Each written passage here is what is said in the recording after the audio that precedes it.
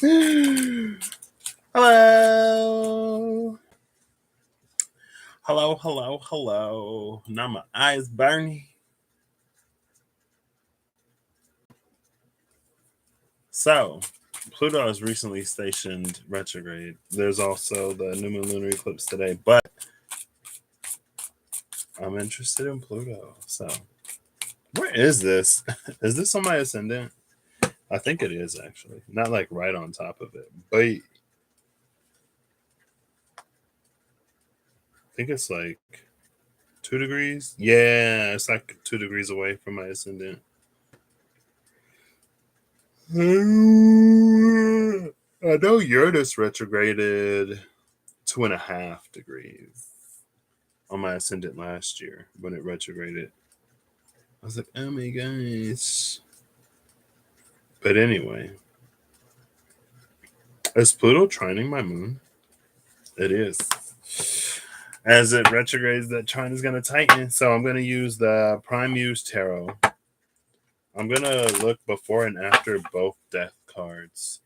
And then I'm going to use the Astral Matrix Tarot to pull the cards before and after the cards that come out before and after both death cards. And then we'll go from there just to see what this Pluto retrograde, what energy is coming through there. Hey, Steph, how's it going? Excuse me. I feel like every day, more and more, not every day, but not lately, every now and then, quite frequently, I get such an appreciation for my mother and my family and my ancestors just because. So I'm going to look now. I see this card a lot. This world card. I'm doing pretty good too. Thanks for asking. I went to a buddy store today. I was a little like, life is interesting. Dreams are weird. And synchronicity is torture.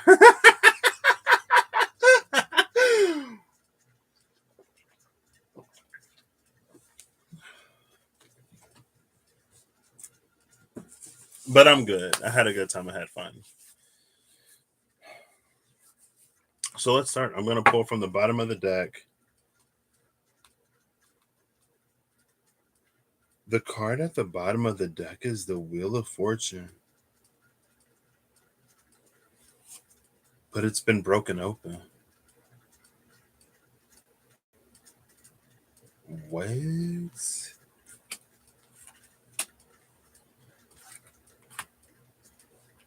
The Wheel of Fortune, the Hierophant, and the Fool.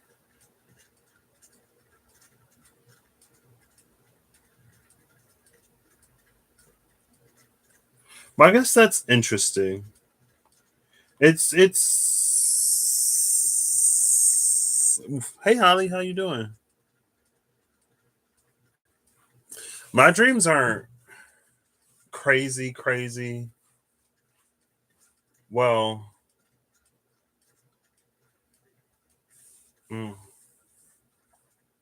kinda. It's just Patrick being Patrick. So the Wheel of Fortune, the Hierophant, and the Fool all come out. Now this is interesting because between these two, it feels like the Hierophant's reign is coming to an end.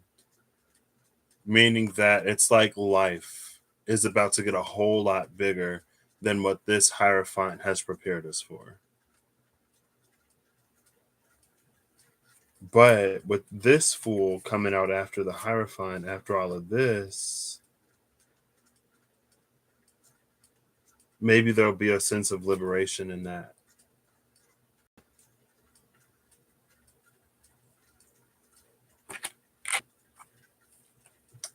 Who knows?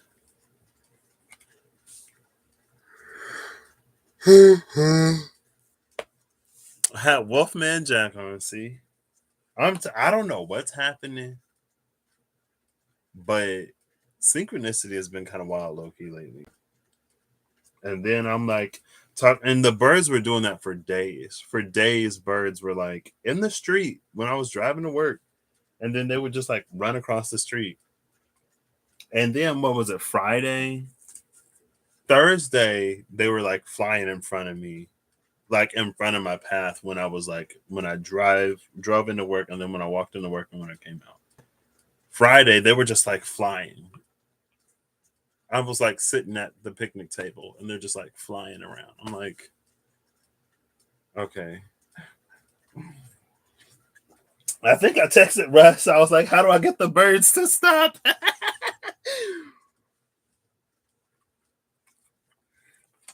Oh, that was close. Excuse me. So the first death card we see is between the Page of Wands and the Magician. And it's interesting because this is literally right after the Fool. After the Fool is this Magician. And so now this adds an interesting context because it's like the tools of the old world won't necessarily work anymore. Or they might not work as well anymore. And that's why this magician is sitting here bored, right? We've talked about this magician. And the Page of Wands is on his way, and he notices the rabbit.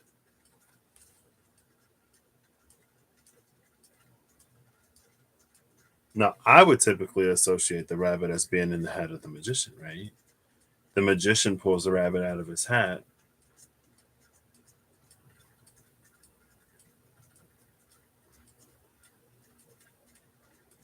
And so maybe the rabbit is looking at the Page of Wands, like looking at his hat, like, is it roomy? Can I live in there? Like how a hermit crab will get a new shell. Maybe this rabbit is looking for a new hat.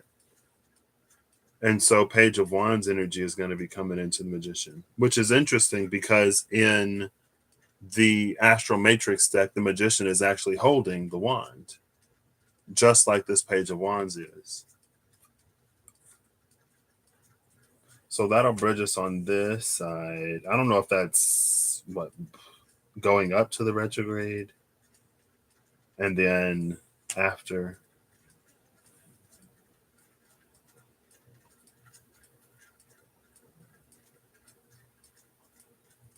This is also,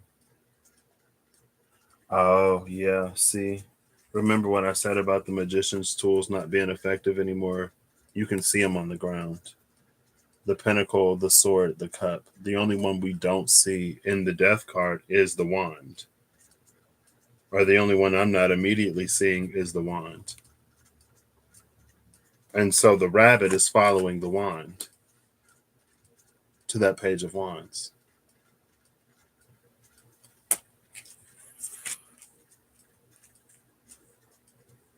Oof.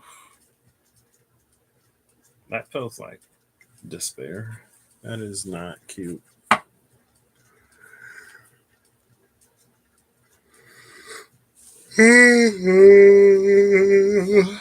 Excuse me. I think Reem is doing well. Um,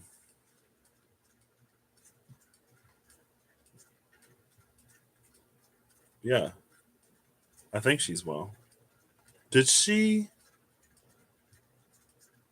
She came. She popped up here, and I read for her. And then she said, somebody said she'd be coming back, and she said, yeah.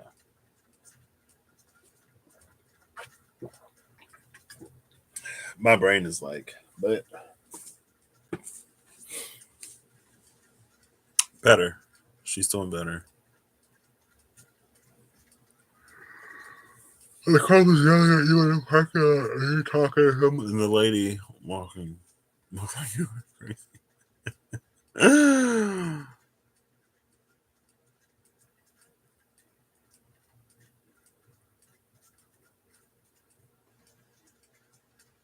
I don't know if I talked to.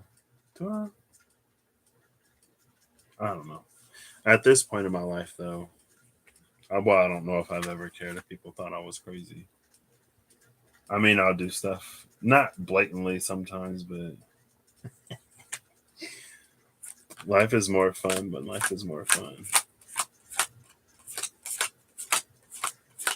So let's find that other death card.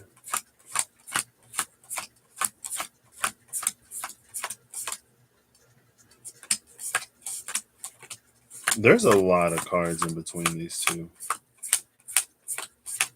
Oh my god. Hold up.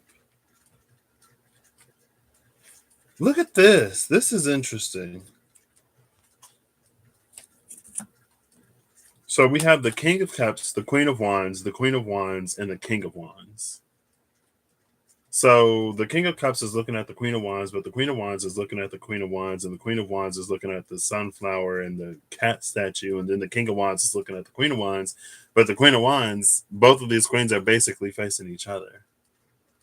And on the outside are these kings, cups, and wands looking in. I just thought that was interesting. We're not going to read any more into it.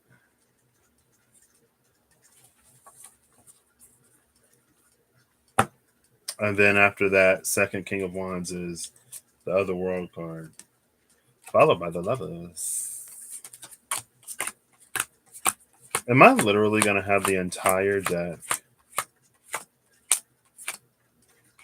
Hold up.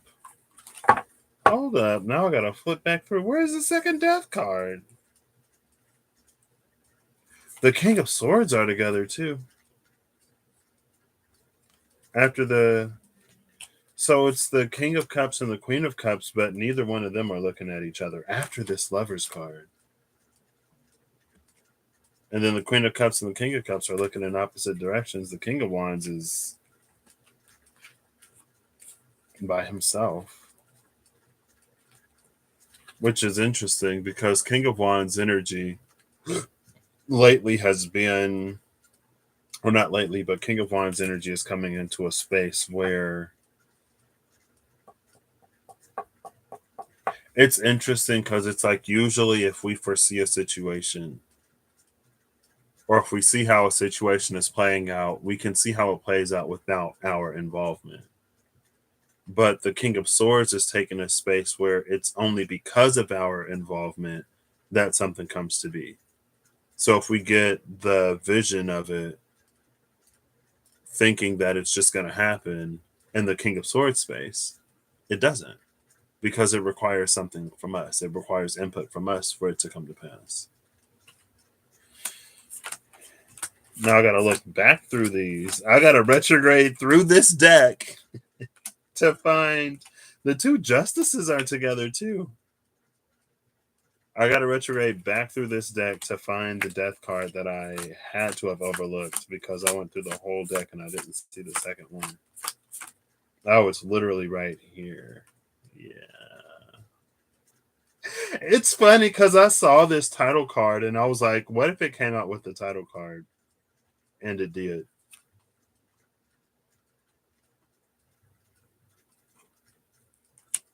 So we got the Emperor and the Page of Cups at the cut.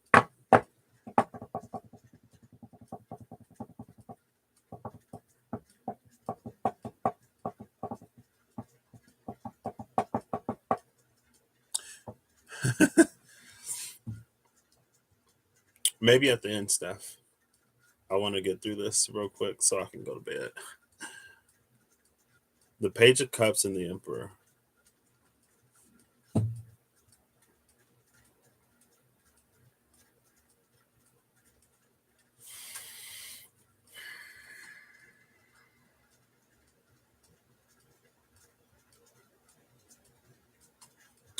This is interesting.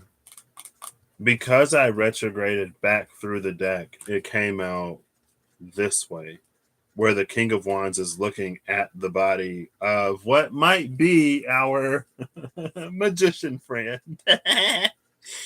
It's not funny, sorry. There's our magician friend. Here's the second death card.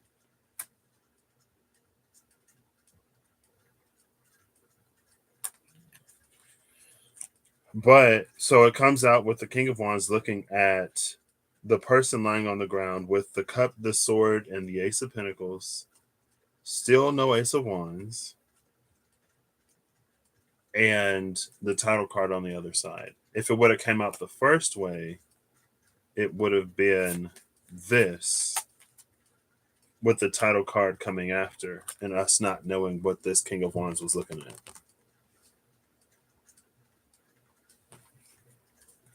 But since I didn't catch it on the first pass through, it came out this way, which is feels more intended, right?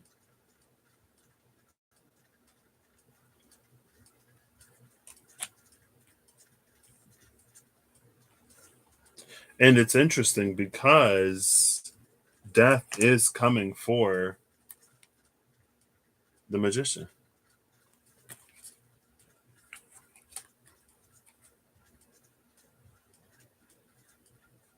Then, so death is coming for the magician. Something happens, we don't know what. Then he's on the ground, and then the King of Wands is like, oof. Okay. So let's get into this. I don't think I have a title card in the Astro Matrix Tarot. So I'm not going to pull a card around it. It is interesting, though, that again, the card that came out is this world card. Because I don't know if this thing is getting back up. It's definitely something that's over. But now we get the sun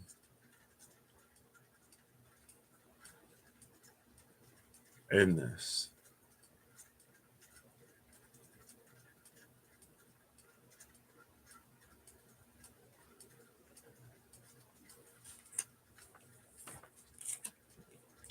Wait.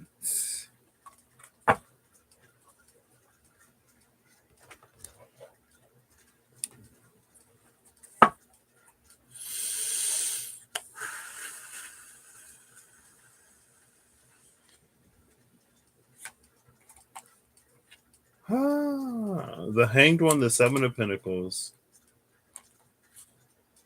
Neptune, Saturn, Taurus, and Scorpio.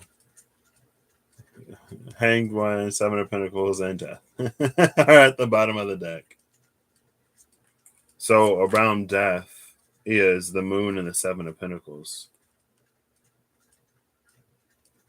It's almost that energy of like, and behind the Moon is the Chariot. It's almost an energy of, well, it's one that it's where things have been, this is about time.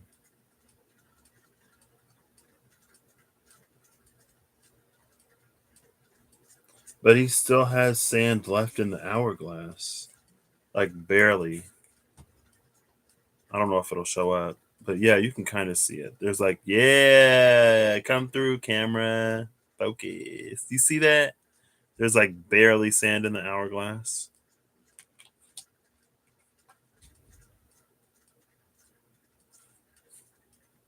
But with the moon,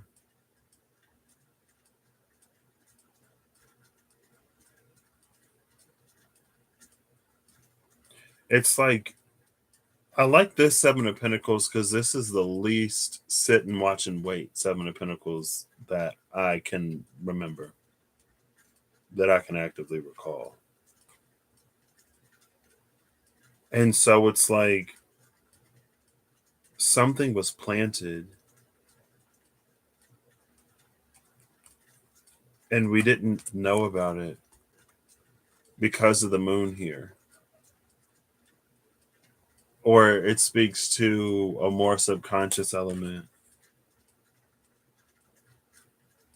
And so, because the seed is underground, it can be planted, it can grow, it can do a lot of things without us knowing it. And then all of a sudden, one day, we see a sprout, or a sapling, a seedling, whatever, right?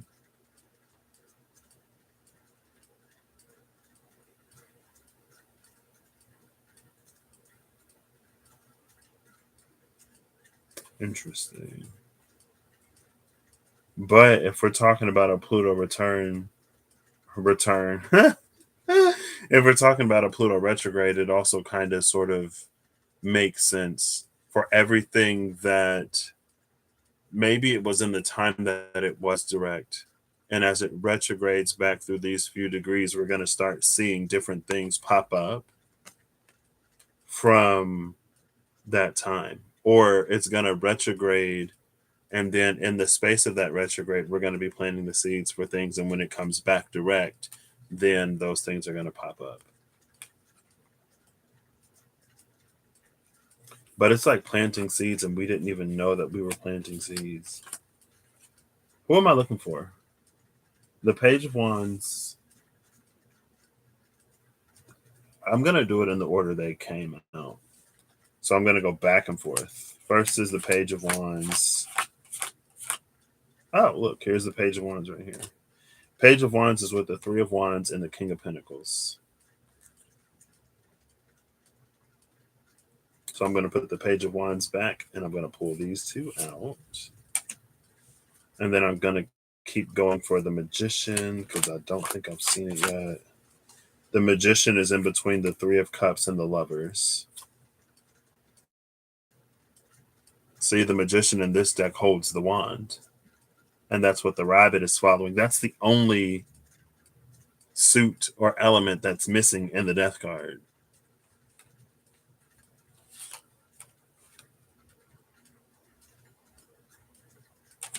And then I don't have a title card. I don't think. I guess I'll keep looking to see. And then the King of Wands is the last one. I could pull the High Priestess because she's the same, but I'm just not going to pull one.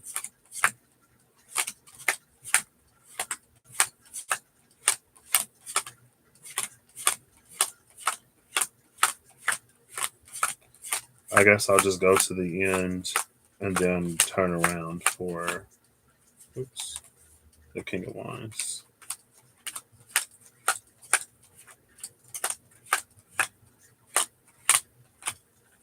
Which I would have had to do anyway, because I did not see him at the bottom. So let's go back through. The Six of Wands, the Four of Cups, and the Knight of Wands are at the bottom now.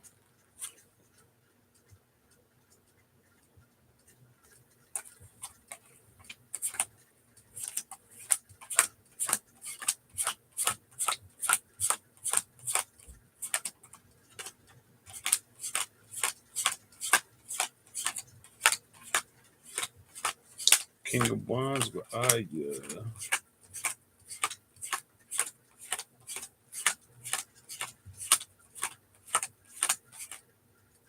The King of Wands is in between the Wheel of Fortune and the Queen of Pentacles. So I'm going to put him back. Wheel of Fortune, Queen of Pentacles.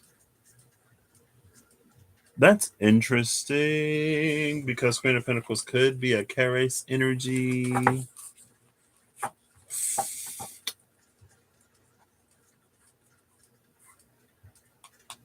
The King of Wands. Oh, well, yeah. Under the King of Wands is the Eight of Wands. So there you go. And then under that is the Two of Wands. So more birds. And then there's a little itty bitty bird in the sky and the Queen of Swords. And that's all the birds.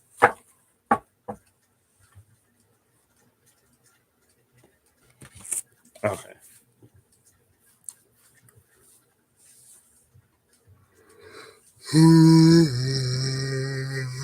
Excuse me.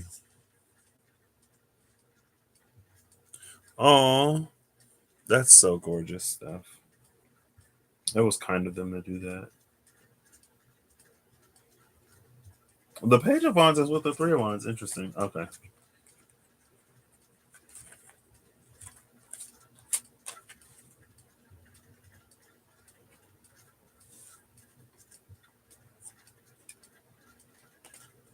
I have no clue what's happening around this Magician. Is that an airplane?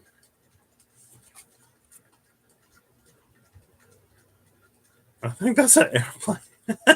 There's an airplane in the Three of Wands.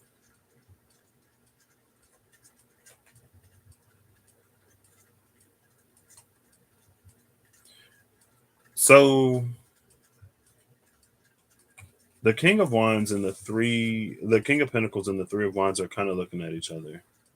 The King of Pentacles and the Queen of Pentacles are both on the table. The King of Pentacles with the Three of Wands, the Queen of Pentacles with the Wheel of Fortune.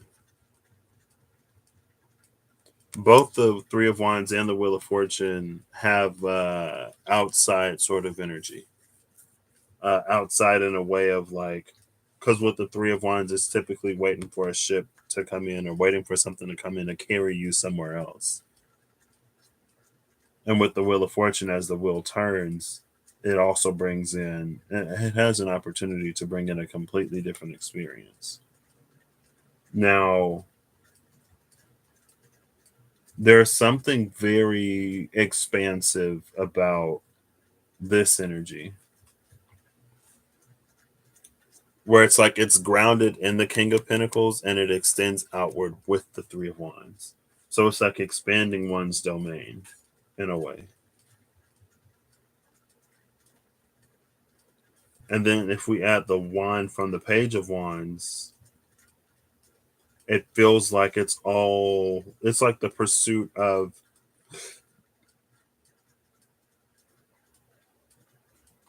it's not a cornerstone. What's the word for, it's like a settlement? Because it's like it's trying to find a place to establish its empire with this King of Wands energy. And it already has three. It's looking for somewhere to put down that fourth wand and really begin to build. And then the Death card comes in. The only thing that isn't taken is the wand. And so this could, I mean, I feel like most literally, if this came out for like somebody, it's like, it feels like it's the struggle in between passion and pay. And then we have the Lovers and the Three of Cups.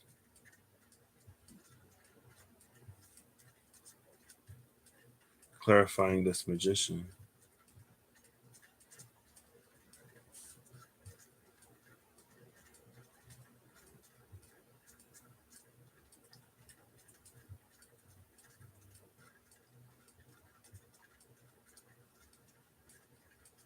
Where's the wand in the Magician? The wand is in the closet with the sword and the pentacle.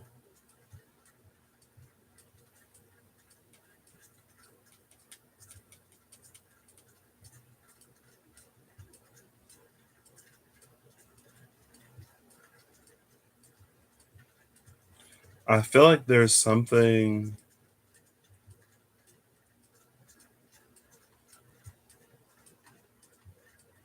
It's like in the Lovers card, they're looking up instead of looking at each other. And it feels like they're supposed to be looking at each other. And so in this, it's almost like being so focused on the higher that it doesn't enjoy, participate in, or notice what's happening like right around it. It's like this could be the energy that this Magician is in, but the Magician is all alone because they're looking up here waiting for the angel to fill sort of this cup. And it's like if you were to engage with those around you, then the water would just fall and the cup would almost sort of fill itself in a way.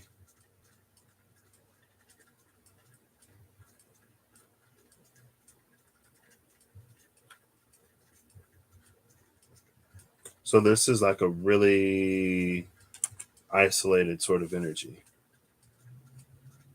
And it's like it feels like it looks higher to escape its isolation instead of doing things that would end it.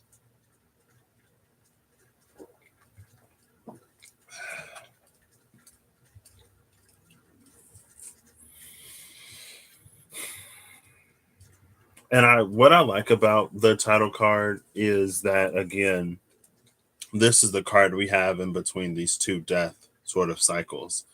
We have the world card where she's fully stepped away from the old world. She's all the way on the other side. And from the side that we're on, we have no ability to comprehend all that sort of waits on the other side because it is so different. And this Three of Wands, we're expecting a boat, but the plane is taken off. And there are boats down here, but this Three of Wands isn't at like a pier or a dock. Like there's nowhere for the boats to sort of come in. And it's not that he's on a landing strip either or at the airport, but it's almost like if the wand was followed all the way, it would have taken him to the thing that would have him like more on his way getting to where he's going.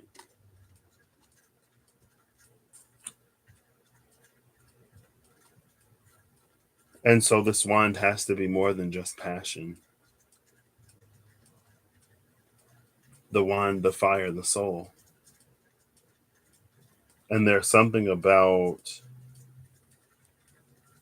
the soul's ability to, it's like the soul is innately and inseparably connected to the all. And so whenever there is a tremor or vibration or a shift in the all, the soul knows. And it's like that's the part that the divine works with to sort of like guide us and nudge us in a different direction.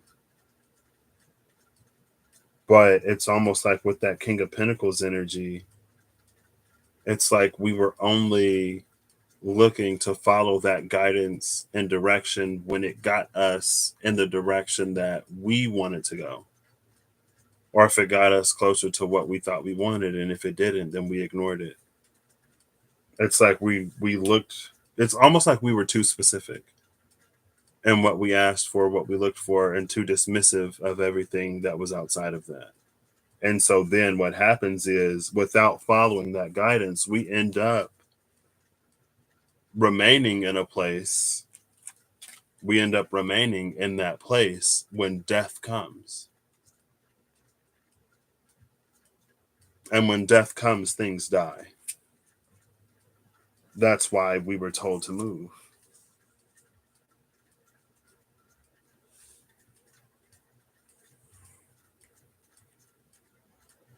And so now maybe this is the magician sort of sitting with his choices, if the Lovers is about choices.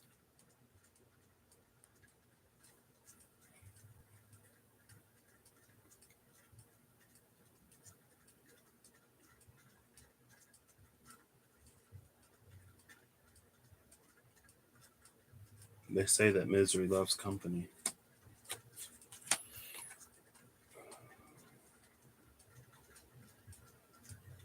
It's just like a pacification. Is that a word? In general. It's almost like to feel, for us to feel better about the things that we didn't do that we knew we should have.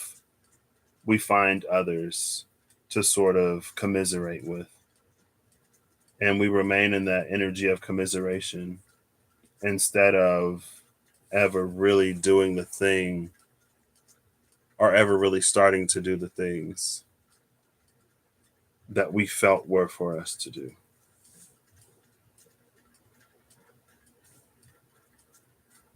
If we did do it, then that's when we sort of escape death. And we end up as this Queen of Pentacles going through this Wheel of Fortune time, whatever. And it's interesting that the Wheel of Fortune in this deck has the fixed signs, but the fixed signs all have wings. For those that don't naturally have wings, they've been given wings. So it introduces a mutable element on fixed energy. It adds a sort of Saturnian influence to this, because usually we see the fixed signs on the world card, which is Saturn. So that's that Saturn Jupiter conjunction energy.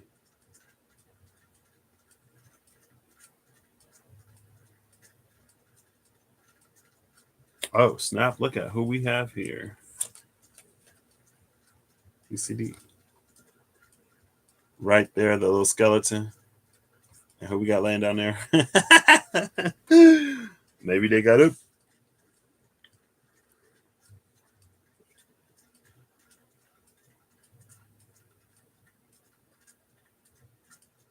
It's interesting, though, that the cup would fail. Why would the cup fail and the wand not? I mean, I know why. Because if the cup is the essence is the pieces of ourselves that we embody. It's like if the soul is all of who we could be, then the cup is who we are. It's like the realized potential of the soul.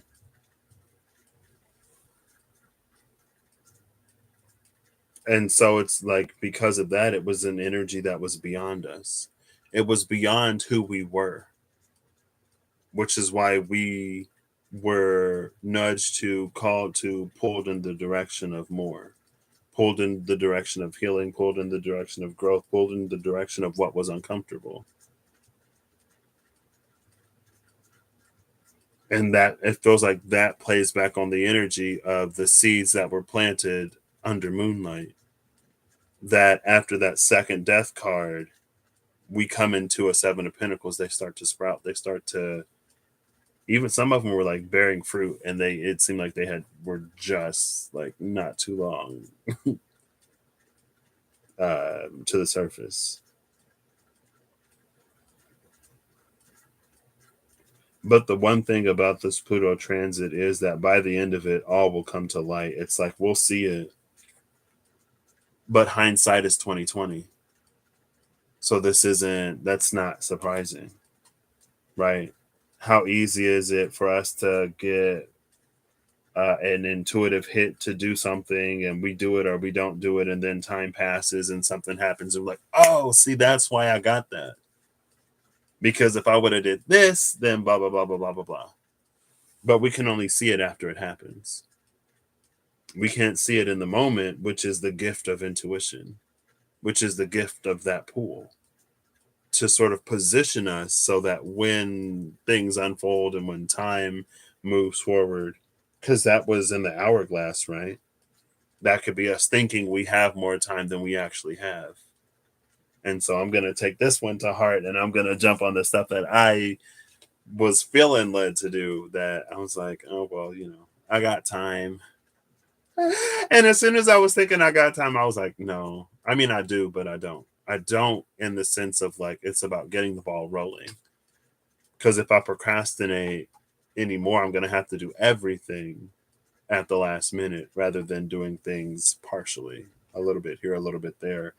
It's like casting a net, right?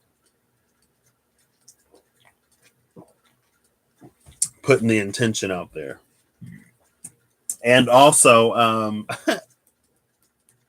thought I had more time than I'm going to have. So, and that's the thing about the Wheel of Fortune. That's the thing about life. We never know what's going to happen. Like for me, it's with work. Um, I have a job until at the very least October 28th, right? I worked with 3 people. One of them already left because, finding something more permanent. The other one is taking an opportunity that at first it was going to carry her through to the end of October. Then it was August because of the school year. And now it's June, which is a month away. And I'm going to be gone at the end of May. I'm going to be in the UK. So If she leaves at the beginning of June, I'm going to be in England. And then I'm going to come back and she's going to be gone. And it's going to be just me every day instead of just me for like 2 days or 3 days or a day. And just me every day is not something that I'm trying to do. And at first, my boss told me, it was like, if everyone, like, if the department is gone, then there are things that we have in place. And so initially, I was going to wait until what, September to start looking realistically, probably October, more optimistically, September, in my wildest dreams, maybe August. But now it's like, girl, that might be happening in June. I'm like, okay, well, when I got that feeling like a few days ago that I should really at least start right now, now I know why. Because I don't know how long she's going to be there. I don't know how long I'm going to be there. Something could happen. You know what I mean? And for me, when it comes to the wands, like I've been so, I know where my passion lies because I'm not even working in it. I'm just like adjacent to it. And I'm like, this is what I want to do. This is what I'm excited about. And then I go back and I do my work, which isn't bad. It's not difficult. But I'm just like, I'm not excited about this.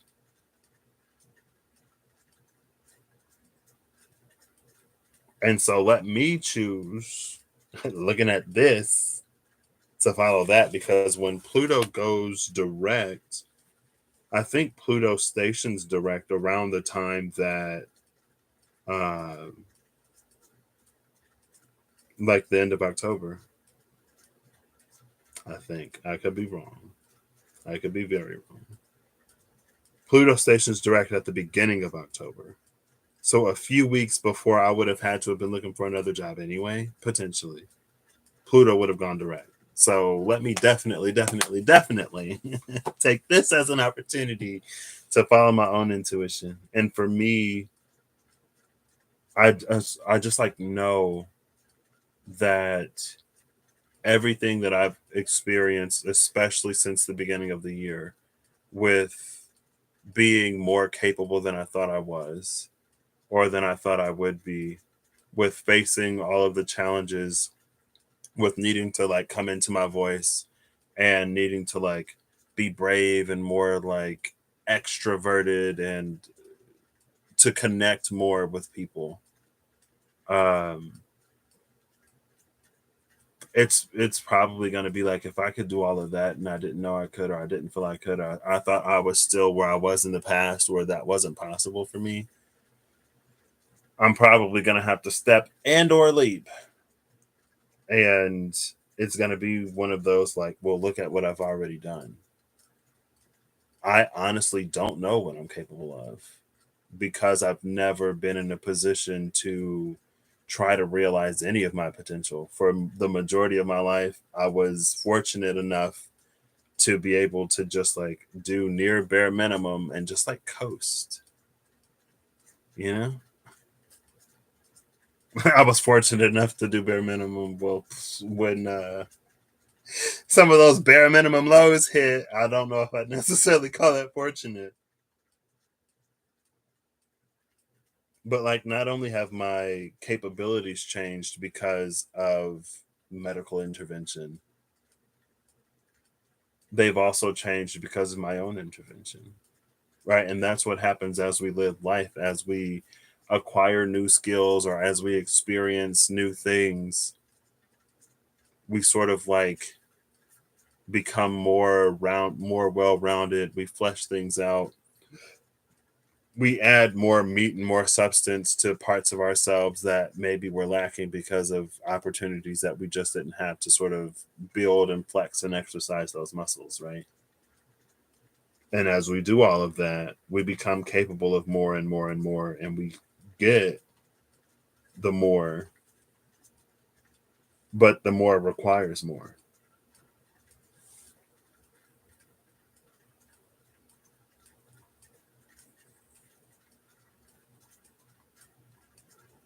And then it's like there's abundance beyond abundance beyond abundance. Just looking at all of these like circles within circles within circles in this wheel of fortune. and all of the different sort of like elements that are added within each one, from the zodiac to the houses, hourglass, time, calendar, or whatever. And this Queen of Pentacles, look at the difference in how they're holding their pentacle. This is more of a Four of Pentacles energy. This is more of a Six of Pentacles energy. Now, the 4 plus 6 would give us a 10.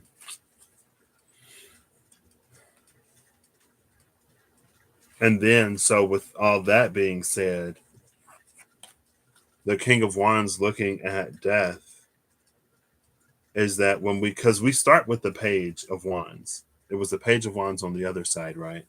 When we become a king in that suit, we look back on who we were as a page almost. And we see all the ways that we've changed and transformed along the way. We see how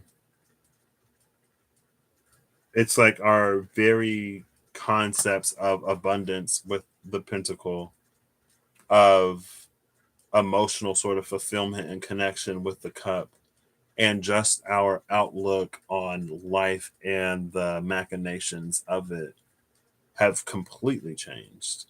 But the one thing that hasn't changed is the constant element of fire of the soul. We've evolved more into it. And as we evolve more into it, we get the opportunity to evolve it itself in some ways. But it's almost like from a certain point or from a certain perspective, that too is sort of like known. That potential, the potential for that evolution already lived within us. And so that's when, instead of drawing water from the fire, we sort of add a little bit of fire, or we add a little bit of water to the fire. And so the fire itself sort of expands, right? So I would just say in general, because we have a whole title card here. And the title card is the Live Life and Find Out card for me. It can be the Mind Your Business card, but all of that, what it boils down into is the Live Life and Find Out. So be daring, be bold, be adventurous, follow those um, nudges, no matter how uncomfortable they make you, because things are going to continue to move and things are going to continue to progress in ways that are outside of our ability to comprehend and understand, and ways that are outside of our intuition's ability to perceive or intuit or foretell.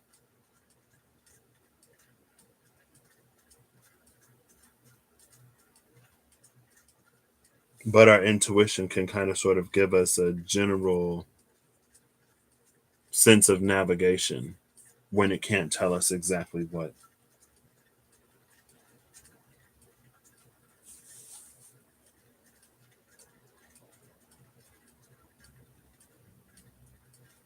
It just feels like things are going to change. And it's not even necessarily like, if you do this, things will change. If you don't do this, good night, Steph. If you don't do this, things won't change. It's like things are going to change regardless, because something is happening to the world itself. Oh my gosh. From a different deck. From a different deck. Would you look at that? The bunny rabbit. So the bunny rabbit is going to follow. It'll follow through. Why is this like the white rabbit in Alice in Wonderland?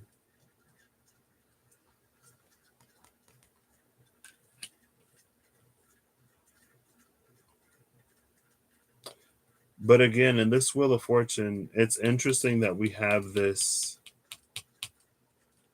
fixed energy with wings. And they all have books too.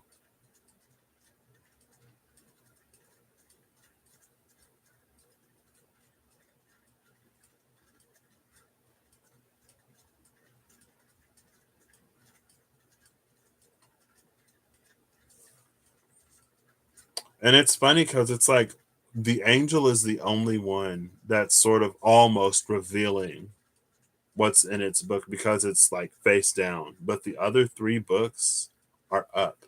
So we can't see anything from this vantage point and perspective.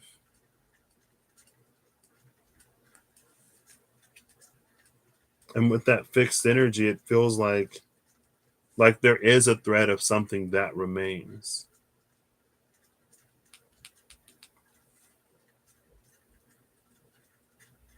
And so maybe it's about elevating or refining that which we hold fixed. It's not completely letting it go, but it's not seeing it as infallible, or infallible is the only word that's coming to my mind. It's just like open. This is Aquarius, Scorpio, Leo, and Taurus. And they all have lessons. They're all required to more fully unlock the expansion of Jupiter.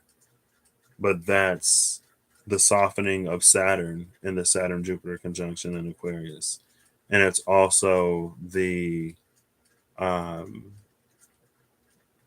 what's the word for becoming less lenient? I don't want to say strictness, but it's like Jupiter is getting a little stricter and when it expands and where it expands. Because boundless expansion is no different than Cancer. Unrestrained, that's like invasive species.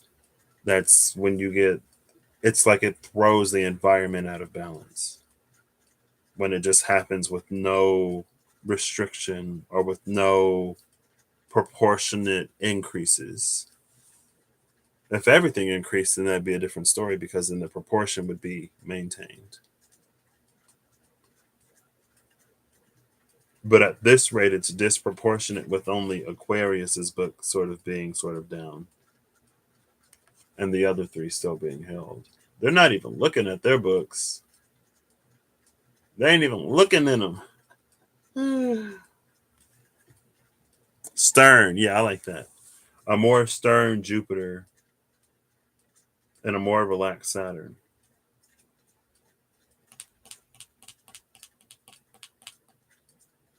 Because it's almost like as the world shifts and changes, then those have to shift and change too. Those interactions have to shift and change to reflect or accommodate for the shifts and changes happening here.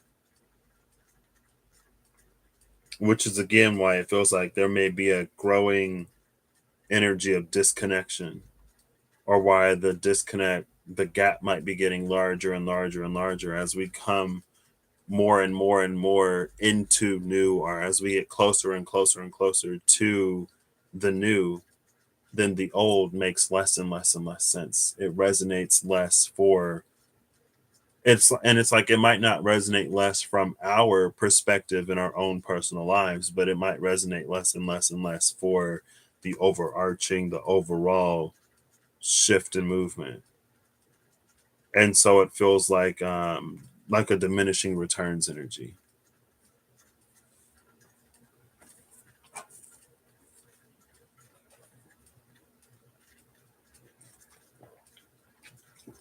All things grow. Everything.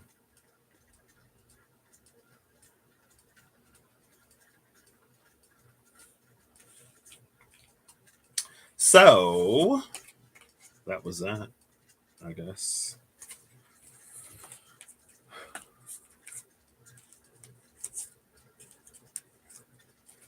These are all in this. No, this is in this stuff. Yeah.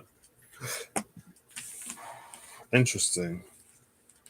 Well, let me keep this in mind. Like I said, I'm gonna pay especially close attention because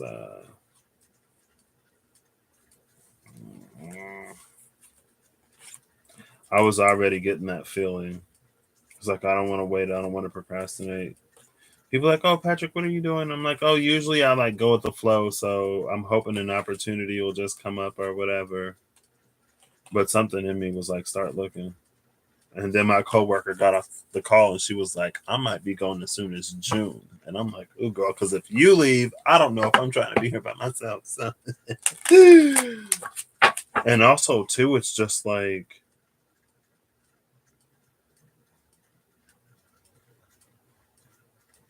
I just feel like I know that I want to be doing something else.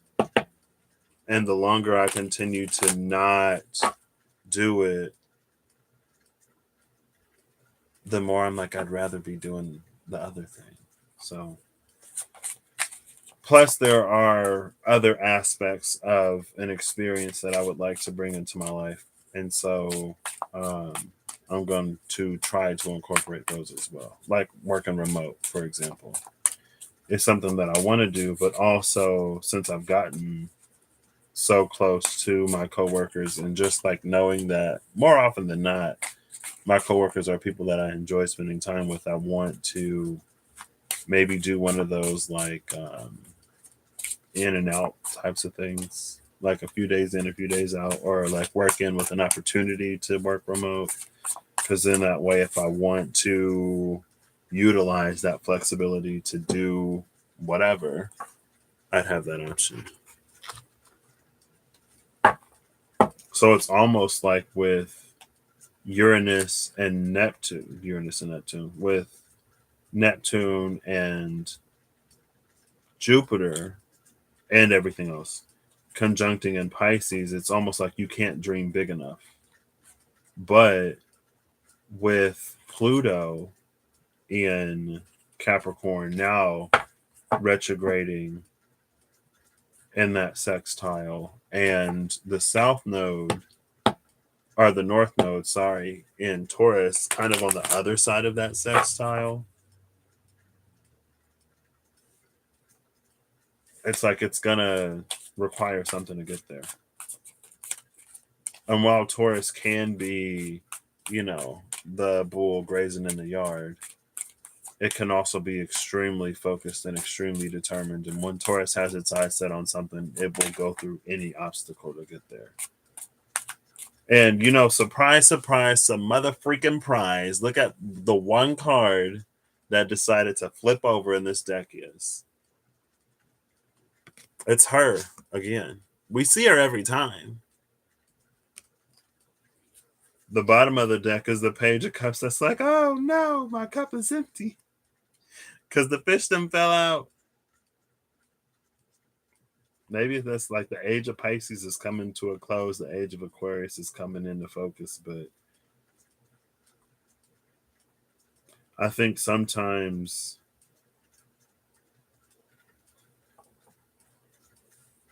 maybe it's not necessarily the magnitude of the shift that might be bigger than we would think. It might be the scope, like the things that are affected, the ramifications, the unforeseen sort of consequences to what happens when one thing moves. It's like a domino effect. And I don't know if we always have a sight that is that sort of wide. And so if we are, I mean, always, always, always follow your intuition, trust your own guidance and stuff like that. But it's like if we're called outside, again, it's because there is a part of us that is connected to universal flow and universal rhythm. And that part does its best to communicate with us. So that it's like a GPS navigation system. The road ahead is closed. There's heavy construction in 5 miles. So if you turn now, you might go a little slower for a minute, but you'd be able to avoid, whatever's in the road.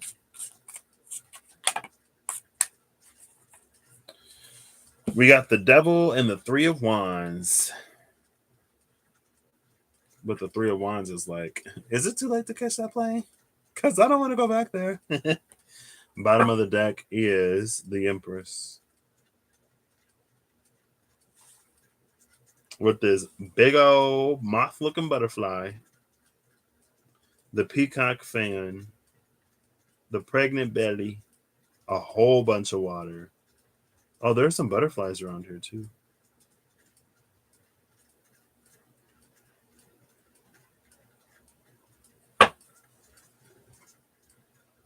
I like it better this way. Yeah, no. 3, 3, 6. This is a 3. So 3 plus 3 is 6. 6 plus 6 is 12, which is a 3. But so it feels like in that it's a 12-3.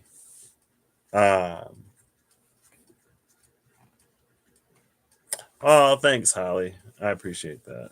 And I know it. But it's not like it's like I'll take that leap, but I'm still nervous. I've experienced too much to ever not leap. Honestly, I've experienced too much to be stuck or stagnant or still. That's a hangman that we turn into the Empress. So it feels like the difference between the hanged man and the Empress is not imagination, it's not belief, it's not a conception of what is possible, it's not limitation or anything like that. It's action.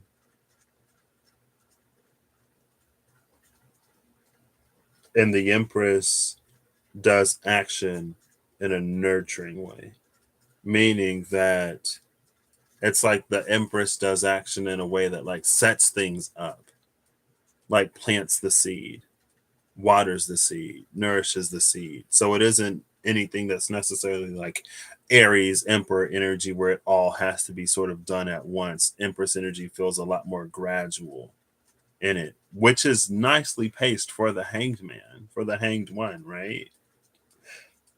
It's like you don't have to necessarily do too much all at once. You just got to tend to it where you need to, which is again why I love the Seven of Pentacles in this deck, because it just feels different than the dude who's sitting like this watching the plant grow. And it's also a lot more spread out than it typically is too. Because in the Seven of Pentacles, a lot of times you'll see a clump of like 5 pentacles and then 2 sort of spread out. But in the 7 here, they're all over.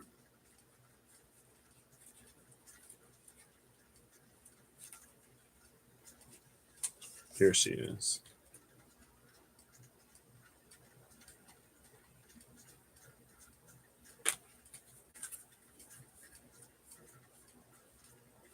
It's just like the Three of Wands is unrestrained. It's not bound to these chains. It's like it escaped, it got out.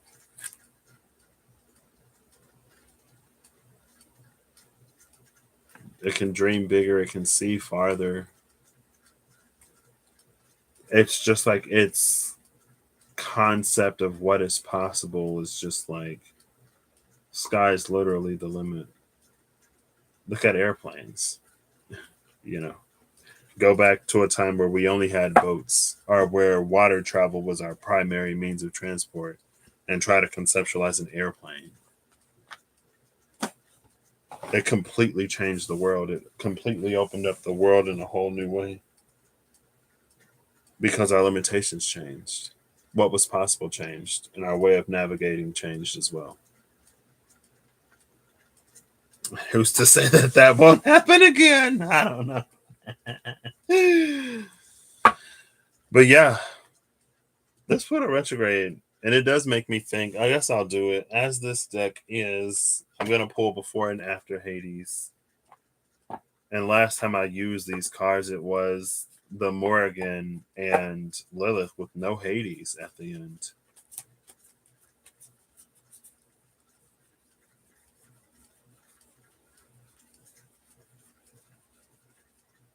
So Hades is in between the Martyr and the Golden Empress, Jewel of Abydos. And look how similar these two cards are.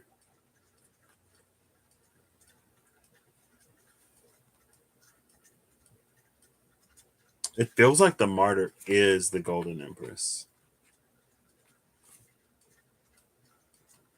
But this is her like undercover. This is her in her true brilliance. The martyr is the matron of the blind. Honesty, shame, and restitution. The Golden Empress is the jewel of Abydos, or I don't know how to pronounce it. She's potency, confidence, and magnetism. So that's the element of the Empress that draws to her what it is that she wants. Hades, again, Lord of riches, equanimity, wisdom, and inevitability. And maybe with that inevitability, there is a certain amount of energy that we devote towards stemming or stopping what is inevitable rather than falling into that flow sort of around it or through it.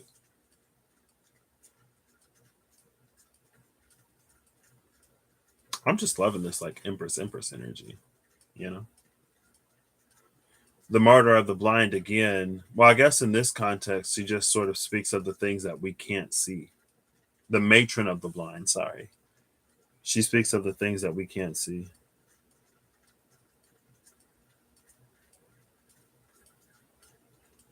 And if folks call you crazy, then maybe folks call you crazy. But folks only call you crazy until the thing that you said happens. Then it's like, oh, snap.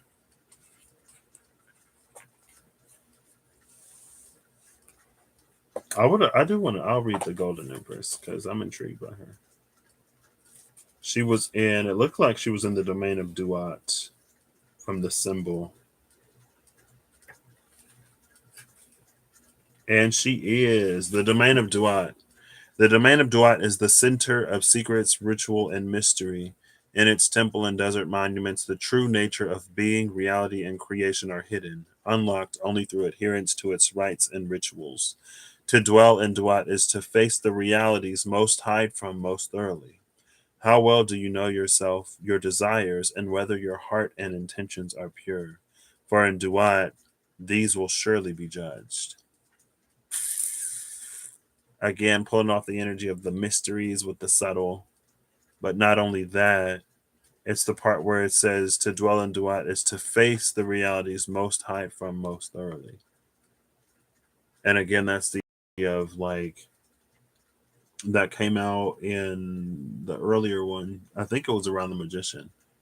Sort of when we cling to all that we knew in order to fight the wave of sort of what's coming, or and it's like we can cling to what we know in an attempt to like ride the wave, but everything changes. It's like, I don't know.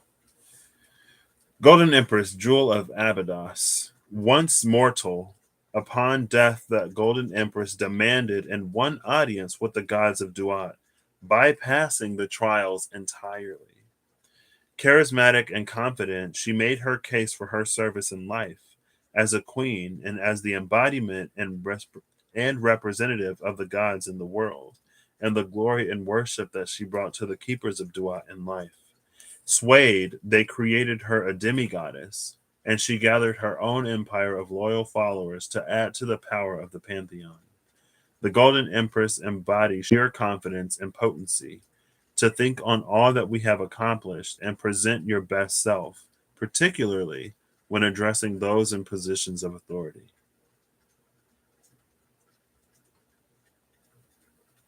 Now, that isn't something that I necessarily entirely expected because before, honestly, when I did the four things, when it was the Leper King and the Poet of Avon, it felt very like this isn't something that we do. Our deeds speak for themselves.